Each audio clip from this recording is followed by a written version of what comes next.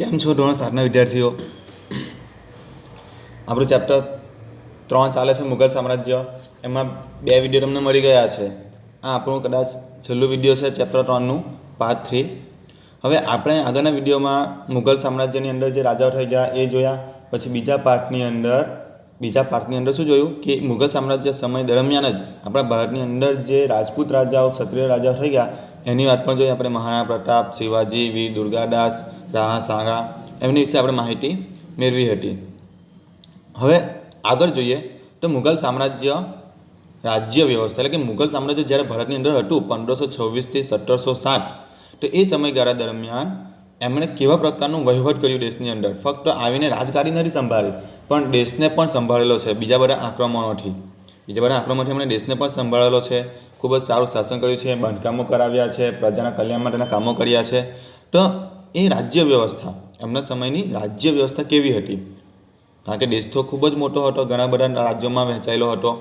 તો એ સમયની રાજ્ય વ્યવસ્થા કેવી હતી કે રાજાઓ કઈ રીતે શાસન કરતા હતા, એમના દરબારમાં કોણ કોણ હતું, કેવા મંત્રીઓ હતા અને એમને કેવા હોદ્દાઓ આપવામાં આવેલા એની વાત કરવામાં આવેલી છે. તો જોઈએ ને આપણે આગળ મુગલ સામ્રાજ્ય રાજ્ય વ્યવસ્થાની અંદર શું થાય છે. તો એવું કહેવાય છે કે મુગલ સામ્રાજ્યની અંદર એકદમ ખૂબ જ સારું વહીવટથી જો સમયગાળો હોય વહીવટનો તો એ છે અકબરના સમયમાં. કોના સમયમાં? અકબરના સમયમાં. કારણ કે અકબર પહેલાં તો આપણે જોઈએ કે બાબર પછી હુમાયું પછી અકબર એટલે કે ત્રીજી પેઢી. તો આગળની જે 2 પેઢી હતી બાબર અને હુમાયું, તો એમના સમયમાં એટલી સારી વ્યવસ્થા જોવા મળી ન હતી. પરંતુ અકબરના સમયમાં ખૂબ જ સારું વહીવટી તંત્ર જોવા મળ્યું છે. એમાં એવું કહે છે કે શાસનના કેન્દ્રમાં એટલે કે મુખ્ય હોદ્દા તરીકે બાદશાહ એટલે તમને ખબર છે ને રાજા એ હતા. અને તેને સલાહ સૂચનો આપવા માટે એના મંત્રીઓ દરબારમાં હતા. તમે ઘણા બધા મૂવી જોયા હશે કે રાજા કેવા મોટા સિંહાસનમાં બેઠેલા હોય અને એના મંત્રીઓ નીચે બીજી ખુરશી પર બેઠેલા હોય લાઇનસર. તમે બાહુબલી મૂવી જોયું છે? બાહુબલી મૂવીમાં બતાવતું હશે હે ને, રાજા બેઠેલા હોય અને એની આજુબાજુ મંત્રીઓ બેસેલા હોય એ પ્રમાણે. તો બાદશાહને સલાહ સૂચન આપવા માટે એમનું મંત્રી પરિષદ હતું. અને બાદશાહને જ સર્વોચ્ચ સેનાપતિ અને ન્યાયાધીશ હતા. એટલે કે જ્યારે કંઈ પણ નિર્ણય લેવાનો હોય, ન્યાય આપવો કે સજા આપવી, દંડ ફટકારવો, એ બધા જ કામ બાદશાહના હાથમાં હતા. તો આ બાદશાહ અને વહીવટીતંત્ર કોને કહેવાય કે એમના જે દરબારમાં જે મંત્રીઓ હતા ને એ વચ્ચે તાલમેલ રાખવા, એટલે કે બધા સાથે મળીને કામ કરે, એકબીજાને વફાદાર રહે એ માટે વજીરને નિમણૂક કરવામાં આવેલી. કોની? વજીર, કે જે બંને વચ્ચે દરબારીઓ અને બાદશાહ વચ્ચે તાલમેલ રાખે છે. તે શું નામે ઓળખાતો વજીર? તો વજીર તે સમયે દીવાને વજીરે કુલ કહેવાતો. જુઓ આ રહ્યું, વજીરને કયા નામે ઓળખવામાં આવતું? તો દીવાને વજીરે કુલ કહેવાતો. અને એ જ નાણાં અને મહેસૂલી વ્યવસ્થાનો વડો પણ હતો. નાણાં ખાતું જે આવે ને પૈસાનું, એ ખાતું પણ વજીરના હાથમાં રહેતું. ત્યારબાદ એનું જે સૈન્ય હતું, કોનું? અકબરનું. તો એના સૈન્યના વડાને શું કહેવામાં આવતું? મીરબક્ષ. સૈન્યના વડાને કહેવામાં આવતું મીરબક્ષ. સમજ પડે છે ને? નામ યાદ રહે એવા નથી, મને ખ્યાલ છે, પણ તમે વિડીયો જોશો એટલે યાદ રહી જશે. તો સૈન્યના વડાને કે સૈનિકોના વડાને મીરબક્ષ કહેવામાં આવતું. તેનું કામ શું હતું કે તે સૈન્યની અંદર ભરતી કરતો, સેનાની અંદર લોકોની ભરતી કરતો, એટલે કે સૈન્ય મોટું કરતો અને અધિકારીઓની નિમણૂક કરતો હતો. તે ઉપરાંત તે ગુપ્તચર તંત્રની દેખ પણ રાખતો. ગુપ્તચર એટલે કે જાસૂસી કરવા હોય ને એક રાજ્યમાંથી બીજા રાજ્યમાં જવાવાળા, એની દેખરેખ પણ રાખતો હતો. તો મુઘલ સામ્રાજ્યની આ ગુપ્તચરોને શું કહેવામાં આવતું? તો વાક્યાનવીસ. ગુપ્તચરોને શું કહેવામાં આવતું? વાક્યાનવીસ. તો આ રીતે એમના સમયમાં ખૂબ સારું વ્યવસ્થા ચાલતી હતી. આગળ જોઈએ આપણે તો સમ્રાટની જે અંગત જરૂરિયાતો હોય પોતાની પર્સનલ કહેવાય તેનું ધ્યાન રાખવા માટે મીરે સામાન નામનો વિભાગ હતો. મીરે સામાન કે એવો એક ખંડ કે એવો એક મહેલ, એવી જગ્યા કે જ્યાં સમ્રાટ માટે કે બાદશાહ માટે દરેક વસ્તુઓ ઉપલબ્ધ હોય. એને શું કહેવામાં આવતું? મીરે સામાન નામનો વિભાગ. તો કે જે સરકારી ખાનાઓનો વડો હતો. સરકારી એટલે કે રાજ્યની અંદર દેશની અંદર જે કોઈ કામકાજ કરાવવા હોય એ માટેનો સરકારી કારખાનાઓનો વડો હતો. અને તે ન્યાય વ્યવસ્થાનો વડો પણ હતો. ન્યાય વ્યવસ્થાનો વડો કોણ? કાઝી. કાઝી કે જે જણાવે કે કોના માટે કેવી સજા છે, કોણે કેવું કામ કર્યું હોય તો એના માટે કેવી સજા છે, એ ન્યાય વ્યવસ્થાનો વડો કાઝી હતો.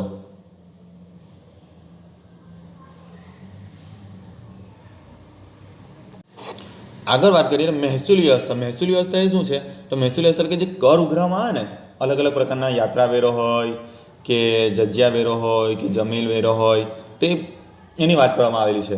તો તે સમયે પણ દેશના લોકો દ્વારા રાજા માટે, બાદશાહ માટે અમુક મહેસૂલ ચૂકવવું પડતું, કર ચૂકવવો પડતો. કેવી રીતના? તો જોઈએ તો અકબરે ભારતમાં શું કરેલું? એક નવી મહેસૂલ પદ્ધતિ દાખલ કરેલી. મહેસૂલ પદ્ધતિ કે લોકોએ અકબરને કેટલું કર ચૂકવવો, એટલે કે કેટલો માલ સામાન આપવો, જેને મનસબદારી કહેવામાં આવતું. જેને કઈ વ્યવસ્થા કહેવામાં આવતી? મહેસૂલ વ્યવસ્થાને શું કહેવામાં આવતું? મનસબદારી. શું કહેવામાં આવતું? મનસબદારી વ્યવસ્થા તરીકે ઓળખવામાં આવતું હતું. અને તે સમયે મહેસૂલનો કેટલો દર હતો? દર એટલે કે કેટલું ચૂકવવું પડતું મહેસૂલ રાજાને. રાજાને કેટલું મહેસૂલ ચૂકવવું પડતું? તો 1/3 ભાગ. કેટલો ભાગ? 1/3 ભાગ જેટલો દર વાર્ષિક કે દર વર્ષે એમને ચૂકવવામાં. જેમ કે અત્યારે 1/3 ભાગ ચૂકવે છે, તો હવે બીજો 1/3 ભાગ ક્યારે ચૂકવવાનો રહેશે? આવતા વર્ષે. હે ને? તો આ જે મહેસૂલ વ્યવસ્થા જે પદ્ધતિ બનાવી હતી, એ કોણે બનાવી હતી? એના દરબારની અંદર એક મહેસૂલી વ્યક્તિ હતો જેનું નામ છે ટોડરમલ. શું નામ છે? ટોડરમલ. એણે અકબરના દરબારમાં મહેસૂલી વ્યવસ્થા દાખલ કરી, એટલે કે બનાવી હતી કે કઈ રીતે બાદશાહે લોકો પાસેથી મહેસૂલ ઉઘરાવવું કે જેના કારણે દરબારમાં આવક પણ રહે અને લોકોને કોઈ જાતનું નુકસાન પણ ન થાય. જે ભારતના લોકો જે છે એ રાજાને જે કર ચૂકવે છે તો કેવા પ્રકાર ચૂકવવાનું કે જેથી એ લોકો પોતાનું વર્ષ ચલાવી પણ શકે અને એમાંથી બચેલો ભાગ રાજાને આપી પણ શકે. તો આ મનસબદારી પદ્ધતિ જે હતી એ સેના અને મહેસૂલ એમ બંને સાથે સંકળાયેલી હતી. કોની સાથે સંકળાયેલી? સેના અને મહેસૂલ સાથે સંકળાયેલી હતી. હવે આની અંદર એક શબ્દ છે મનસબદારી. મેં તમને કીધું ને, તો મનસબ એટલે શું? તો મનસબ એટલે જાગીર. મનસબ એટલે શું? જાગીર. એક પ્રકારની સંપત્તિ. જાગીર. મનસબ એટલે જાગીર, એક પ્રકારની સંપત્તિ. અને મનસબદાર અને મનસબદાર એટલે શું? એ જાગીરનો વડો અથવા અધિકારી. જાગીરનો વડો અધિકારી કે જેના નામ પર એ જાગીર છે, તે એ સંપત્તિ છે, તેનો અધિકારી તે ગણાતો મનસબદાર. તો આ જે જાગીરમાંથી જે મહેસૂલ ઉઘરાવતો ને, કે જે જમીન સંપત્તિમાંથી મહેસૂલ ઉઘરાવતો, તે વિસ્તારના કાયદાની વ્યવસ્થા જાળવતો. કાયદા એટલે કે ત્યાં એ બધી વ્યવસ્થા સારી રીતે ચલાવતો હતો. કોઈને કોઈ મુશ્કેલી આવતી ન હતી. ને કોઈ મુશ્કેલી આવે તો ત્યાં ત્યાં જઈને પટાવી દેતો. પટાવી એટલે કે એમ સમાધાન કરી નાખતો. મારી નહીં નાખતો, તમે એવું નહીં વિચારતા. એટલે સમાધાન કરી નાખતો, એનો ન્યાય કરી નાખતો. આ માટે તેને જાગીર પ્રમાણે લશ્કર આપવામાં. જાગીર એટલે કે જે સંપત્તિ પાસે એને ત્યાં રાખવામાં આવેલો છે, જે કામ સોંપવામાં આવેલું છે મનસબદારને, તો એ માટે એને લશ્કર પણ આપવામાં આવતું. અને તે લશ્કર દ્વારા તે વિસ્તારનો વડો ન્યાયાધીશ પણ ગણાય. ન્યાયાધીશ એટલે કે ત્યાં કદાચ કોઈ પ્રોબ્લેમ આવે તો ત્યાં ત્યાં જ એનું સોલ્યુશન લાવી દેતો હતો. રાજા સુધી એને પહોંચવા દેતો નહીં. તેની નિયત સમય બદલી કરવામાં આવતી. નિયત સમય એટલે કે અમુક અમુક સમયે બદલી કરી નાખવામાં આવતી. એટલે કે એક જગ્યાએથી બીજી જગ્યાએ ખસેડી નાખવામાં આવતો હતો. જે રીતે અત્યારે કેવું આપણા સમયમાં સરકાર અમુક લોકોને એક જગ્યાએ બીજી જગ્યાએ ટ્રાન્સફર કરે છે, બદલી કરે છે, તે પ્રમાણે તે સમયમાં પણ અકબર દ્વારા આવા અધિકારીઓની બદલી એક જગ્યાએ બીજી જગ્યાએ કરવામાં આવતી હતી.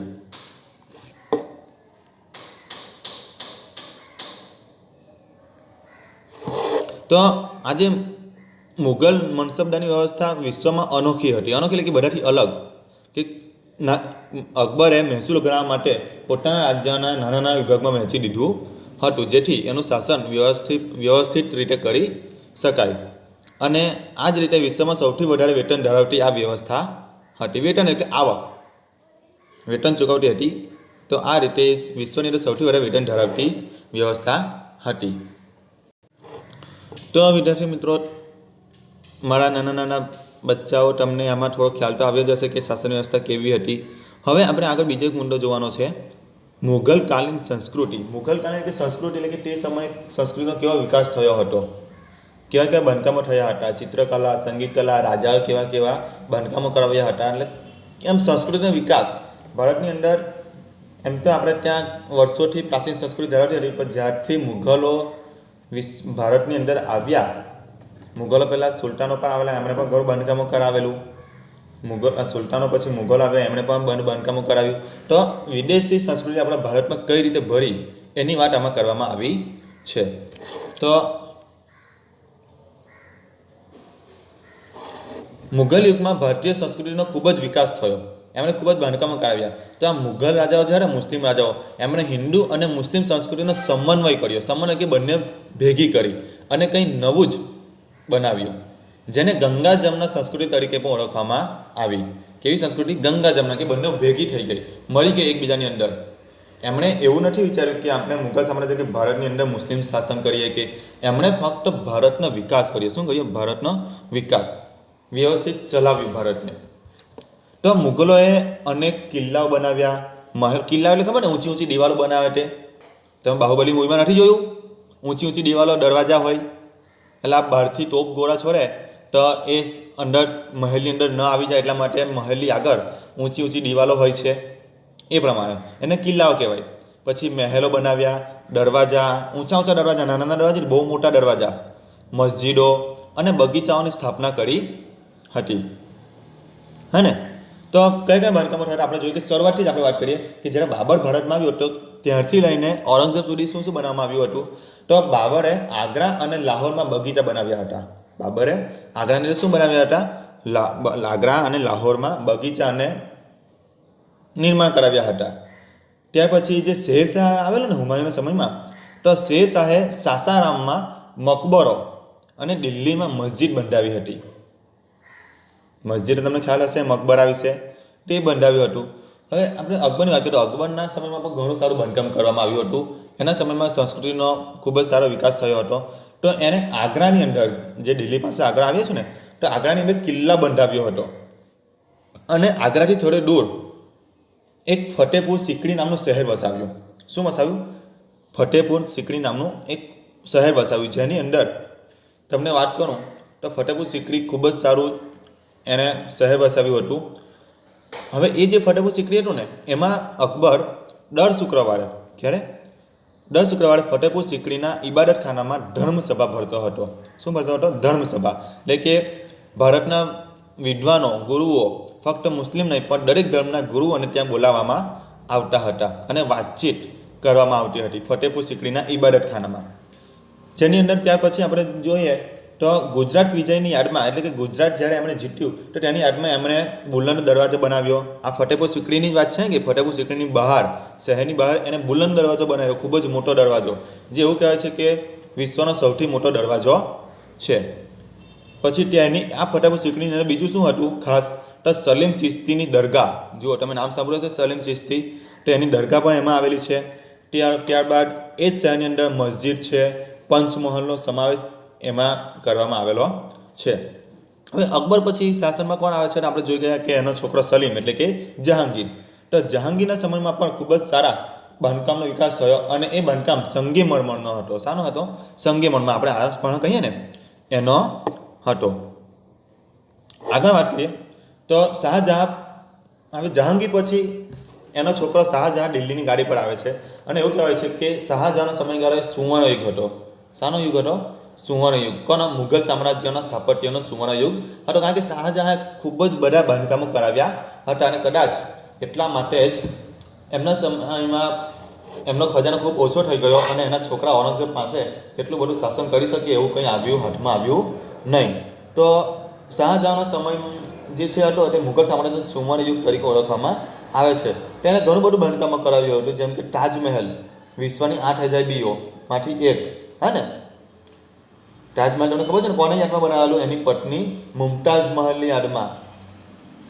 પછી એને ત્યાર પછી શું બનાવેલું? મોટી મસ્જિદ. તેમજ દિલ્હીમાં પ્રસિદ્ધ જે છે ને લાલ કિલ્લો, 15મી ઓગસ્ટ અને 26મી જાન્યુઆરી વખતે રાષ્ટ્રધ્વજ ફરકાવવામાં આવે છે. તો લાલ કિલ્લાનું નિર્માણ પણ શાહજહાં કરાવ્યું હતું.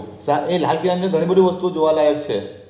જામા મસ્જિદ છે, દીવાને આમ છે, દીવાને ખાસ છે, મયુરાસન છે, એવું ઘણું બધું ખાસ એની અંદર જોવાલાયક છે.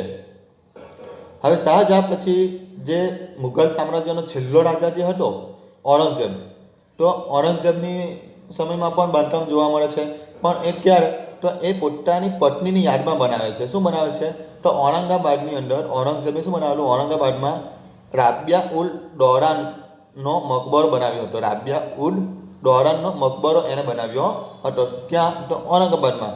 જે તાજમહેલ જેવો જ કલાત્મક છે, એટલે તાજમહેલ જે રીતે સુંદર છે ને તે જ રીતે આ રાબિયા ઉલ દૌરાનનો મકબરો પણ છે. તો વિદ્યાર્થી મિત્રો, તમને અહીંયા આગળ સુધી તો તમને ખ્યાલ આવી ગયો હશે કે એમણે કેવા કેવા બાંધકામો કરાવ્યા હતા. પણ તે પછી અન્ય બીજો શાનો વિકાસ થયો, તો એમના સમયની અંદર ચિત્રકલા, બીજી કઈ સાહિત્યનો વિકાસ થયો, બીજી કઈ સંસ્કૃતિ, ચિત્રકલા. તો એવું કહેવાય છે કે મુઘલ ચિત્રકલા વિશ્વવિખ્યાત એટલે કે આખા વિશ્વમાં ખૂબ જ જાણીતી હતી. અને આ ચિત્રકલા જહાંગીરના સમયમાં ખૂબ વિસ્તાર પામી. કોના સમયમાં, જહાંગીરના સમયમાં. તમે રાજાનું નામ યાદ રાખજો સ્ટેપ બાય સ્ટેપ. પહેલું બાબર, બીજું હુમાયુ, ત્રીજો અકબર, ચોથો જહાંગીર, પાંચમો શાહજહાં અને છઠ્ઠો ઔરંગઝેબ. 4 મુઘલ રાજાઓ થઈ ગયા. તો જે ચોથા નંબરના રાજા હતા ને જહાંગીર, એના સમયમાં ચિત્રકલાનો ખૂબ વિકાસ થયો. અને મુઘલ શાસકો ઉત્તમ ચિત્રકારોને દિલ્હીમાં આમંત્રિત કરતા. ઉત્તમ ચિત્રકાર જે ખૂબ જ સારા ચિત્રો બનાવતા એને તેઓ પોતાના દરબારમાં એટલે કે પોતાના રાજ્યની અંદર એમને બોલાવતા હતા અને ખૂબ જ સારા ચિત્રો બનાવતા હતા. ને અકબરના સમયમાં તો જસવંત અને બસવાન નામના મહાચિત્રકાર થઈ ગયા. કોના સમયમાં, અકબરના દરબારમાં. અકબરના સમયની અંદર જસવંત અને બસવાન નામના ચિત્રકારો હતા. તેમણે ફારસી કથાઓ પણ લખી હતી. સાંભળજો, ફારસી કથાઓ, પછી મહાભારતના અનુવાદના પુસ્તકો. જો આપણું જે હિન્દુ સંસ્કૃતિનું જે પુસ્તક છે ને મહાભારત, એનું અનુવાદ પણ એમણે ફારસી ભાષામાં કર્યું હતું અકબરના સમયમાં. ત્યાર પછી અકબરનામા પુષ્કળ સુંદર ચિત્રો દોર્યા હતા. અકબરનામા શું છે, તો અકબરની આત્મકથા છે. શું છે, અકબરની આત્મકથા. જે એની અંદર પુષ્કળ પ્રમાણમાં ચિત્રો દોરવામાં આવ્યા હતા. ચિત્રો એટલે કે ચિત્રો દ્વારા ખબર પડે કે અકબરના વિજય એમ યાદો તરીકે એને અંદર સંગ્રહવામાં આવેલી છે. તો અકબર પછી જે જહાંગીરનો મંસૂર નામનો ચિત્ર વિશ્વવિખ્યાત હતો. અકબર પછી બીજો ચિત્રકાર કોણ આવ્યું, જહાંગીરની અંદર મંસૂર ચિત્રકાર ખૂબ જ પ્રસિદ્ધ હતો. અને જહાંગીર અને ચિત્રશાળાઓ પણ બનાવી. ચિત્રશાળાઓ કે જ્યાં અલગ અલગ પ્રકારના ચિત્રો દોરવામાં આવતા અને લોકોને શીખવાડવામાં પણ આવતું હતું. આ સમયે રાજસ્થાન, ગુજરાત, પંજાબ, હિમાચલ પ્રદેશ અને દક્ષિણના રાજ્યોમાં પણ ખૂબ જ સારો ચિત્રકલાનો વિકાસ થયો હતો. એટલે કે તે સમયની અંદર મુઘલ સામ્રાજ્યમાં ભારતની અંદર ચિત્રકલા ખૂબ જ વિકાસ પામી હતી.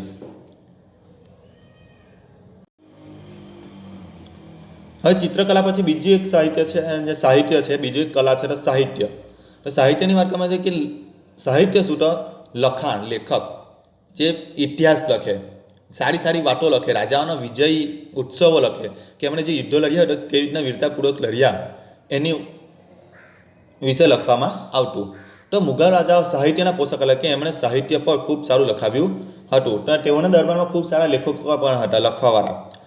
અને તે સમયે ફારસી, અરબી, હિન્દી અને અન્ય ભારતીય ભાષાઓમાં ખૂબ જ સારા પ્રમાણમાં સાહિત્યની રચના કરવામાં આવી. ખૂબ જ સારા લખાણો લખવામાં આવ્યા હતા. અકબરના દરબારમાં એક કવિ હતા અબુલ ફઝલ. કોણ હતા, અબુલ ફઝલ. તો અબુલ ફઝલે અકબરનામા નામનો ગ્રંથની રચના કરી હતી, જે અકબરની જીવનકથા આલેખે છે. જીવનકથા કે એને આપણે સારી ભાષામાં કહીએ તો અકબરની આત્મકથા. અકબરની આત્મકથા શું નામ છે એનું, અકબરનામા. યાદ રાખજો, અકબરની આત્મકથાનું નામ શું છે, અકબરનામા. કોણે લખી હતી, તો અબુલ ફઝલે. અને તેને જ એટલે કોને, અબુલ ફઝલે મહાભારતનો અનુવાદ પણ કર્યો હતો. મહાભારત એટલે હિન્દુ સંસ્કૃતિનો જે ગ્રંથ છે ને તો એનો અનુવાદ પણ કર્યો હતો. તે ઉપરાંત ભારતીય ભાષાઓમાં શ્રી કૃષ્ણના જીવન પર આધારિત ઘણું સાહિત્ય રચાયું. ભારતીય ભાષામાં આપણે ભારતની ભાષામાં શ્રી કૃષ્ણના જીવન ઉપર મુઘલ સામ્રાજ્યમાં સાહિત્ય પણ લખવામાં આવ્યું. તે ઉપરાંત મરાઠીમાં એકનાથ, જ્ઞાનેશ્વર અને સ્વામી રામદાસે ભક્તિ સાહિત્યની રચના કરી. એટલે કે મુઘલ સામ્રાજ્યની અંદર પણ આવા વિદ્વાનો થઈ ગયા હતા. તો આપણે ઘણા બધા કલાઓ જોયું, બાંધકામ કલા જોઈ, ચિત્રકલા જોઈ, સાહિત્ય કલા જોઈ. આગળની બીજી કઈ કલા છે? સંગીત કલા. કઈ કલા? સંગીત કલા. એટલે સંગીત વિશે તમને ખબર છે ને? તો અકબર સંગીતનો શોખીન હતો. જ્ઞાતા એટલે કે જાણનાર, એટલે કે એને સંગીત ખૂબ પસંદ હતું. તેના 9 રત્નોમાં, 9 એટલે કે જે મુખ્ય 9 માણસો હતા એના દરબારમાં, તો એ દરબારની અંદર તાનસેન પણ એક મહાન શાસ્ત્રીય ગાયક હતો. તાનસેન તમે નામ સાંભળ્યું હશે. એ ખૂબ જ સારો ગાયક હતો, જેણે અનેક રાગો પર રચના કરી હતી. રચના એટલે કે એને ઘણા અલગ અલગ રાગોમાં એણે ગીતો ગાયા હતા, અને તે અકબરના દરબારમાં આવા ગીતો ગાઈને દરબારને ખૂબ સારું વાતાવરણ ઊભું કરતો હતો. તો આ રીતે વિદ્યાર્થી મિત્રો અંદર મુઘલ સામ્રાજ્યમાં ઘણું બધું મુઘલ સંસ્કૃતિ વિશે જોવા મળે છે. હવે આગળ વાત કરીએ તો આગળ છે સમાપન. સમાપન શું છે કે આપણા ચેપ્ટરનું અંત, એન્ડિંગ શું આવ્યો? કોનો? ચેપ્ટરનો અને સાથે સાથે મુઘલ સામ્રાજ્યનો, જે 1526માં શરૂ થયું હતું તે કઈ રીતે અંત તરફ આવે છે? તો બાબરે જે શરૂ કર્યું, ત્યાર પછી હુમાયુ પછી અકબર પછી જહાંગીર પછી શાહજહાં પછી ઔરંગઝેબ. તો 1526માં શરૂ થયેલું મુઘલ સામ્રાજ્ય ઈસવીસન 1707માં ઔરંગઝેબના મૃત્યુ પછી એ પતન તરફ ઢકેલાયું. પતન તરફ એટલે કે અંત તરફ ઢકેલાયું. ત્યાર પછી કોઈ સારા શાસક ઉભરી આવ્યા નહીં, એટલે કે કોઈ સારા શાસક આવ્યા નહીં, જેના કારણે મુઘલ સામ્રાજ્યનો અંત આવવાની શરૂઆત થઈ. તો કોઈ સારા રાજા ન હોવાથી, શાસક ન હોવાથી ભારત નાના રાજ્યોમાં વહેંચાઈ ગયું. કેવા? ખૂબ જ નાના રાજ્યોમાં, જેમાં મુઘલ વંશના નિર્બળ શાસકો, મુઘલ જે સામ્રાજ્ય હતું ને એના નિર્બળ એટલે કે બર વગરના શાસકો થઈ ગયા. હૈદરાબાદના નિઝામ, ત્યાર પછી હૈદરાબાદના નિઝામ એટલે કે ત્યાંના રાજા હૈદરાબાદના, બંગાળ બિહારના નવાબ, રાજસ્થાનના રાજપૂત રાજ્યો, મરાઠા, પંજાબનું શીખ રાજ્ય વગેરેનો સમાવેશ થાય છે. એટલે કે ભારત ખૂબ જ નાના રાજ્યોમાં સમાવેશ પામ્યો. અને આ બધા રાજ્યો એકબીજા સાથે ઝઘડતા રહ્યા. આ રાજ્યો એકબીજા સાથે ઝઘડા, કદાચ એનો લાભ કોને ઉઠાવ્યો? વિદેશી પ્રજાઓએ. તે સમયે વિદેશી પ્રજા ભારતમાં આવેલી ને, પોર્ટુગીઝ પ્રજા, અંગ્રેજો, ફ્રાન્સ, હે ને, એ વિશે આપણે આગળના ચેપ્ટરમાં જોઈશું. પરિણામે તેઓ નિર્બળ બનતા, એટલે કે એકબીજા સાથે ઝઘડતા આપણા રાજ્યો, જેના કારણે એ લોકો શાસન ચલાવવામાં સશક્ત રહ્યા નહીં, અને કદાચ એના કારણે જ આપણે અંગ્રેજોના ગુલામ બન્યા, અને અંગ્રેજો એનો ફાળો ઉઠાવ્યો, હે ને, ફાયદો ઉઠાવ્યો. કેવો ફાયદો? કે ચાલો આ લોકો એકબીજા સાથે અંદર લડે છે તો આપણે એમની પર શાસન ચલાવીએ. અને આવા સંજોગોમાં જ યુરોપમાંથી વેપાર કરવા આવેલી પ્રજા આપણા ભારતમાં શાસન કરવા લાગી. હા ને, તમને કહું તો આપણો ભારત દેશ આઝાદ થયો ને 15મી ઓગસ્ટ 1947. તો તમને ખ્યાલ નહીં હોય, તે સમયે આપણા ભારતની અંદર નાના કેટલા રાજ્યો હતા ખબર છે? 563 રાજ્યો હતા. કેટલા? 562. જ્યારે ભારત દેશ આપણો આઝાદ થયો ને 1947માં, ત્યારે આપણા દેશમાં કેટલા રાજ્યો હતા? 562 રાજ્યો હતા, જેને એક કરવાનું કામ સરદાર વલ્લભભાઈ પટેલે કર્યું હતું. એના વિશે આગળ આવશે, એ તમને પછી જણાવીશ. તો વિદ્યાર્થી મિત્રો, અહીંયા આપણું ચેપ્ટર પૂરું થાય છે. તમને ખ્યાલ આવ્યો હશે કે મુઘલ સામ્રાજ્ય કઈ રીતે આપણે જોયું. ત્યાર પછી મુઘલ સામ્રાજ્યના સમય દરમિયાન હિન્દુ રાજા, રાજપૂત રાજા વિશે પણ માહિતી મેળવી. મુઘલ સામ્રાજ્યની રાજ્ય વ્યવસ્થા પણ આપણે જોઈ, એમની સંસ્કૃતિ, એમનું બાંધકામ પણ આપણે જોયું, મહેસૂલી વ્યવસ્થા પણ જોઈ, અને એમની કલા વિશે પણ આપણે માહિતી મેળવી. અને એમનો અંત કઈ રીતે થયો? તો 1707માં ઔરંગઝેબના મૃત્યુ બાદ મુઘલ સામ્રાજ્યનો અંત આવ્યો. તો વિદ્યાર્થી મિત્રો, અહીંયા આપણું ચેપ્ટર પૂરું થાય છે. સ્વાધ્યાય હું તમને તમારા ગ્રુપમાં મોકલી આપીશ, તમે લખીને મને પર્સનલી સેન્ડ કરી આપજો.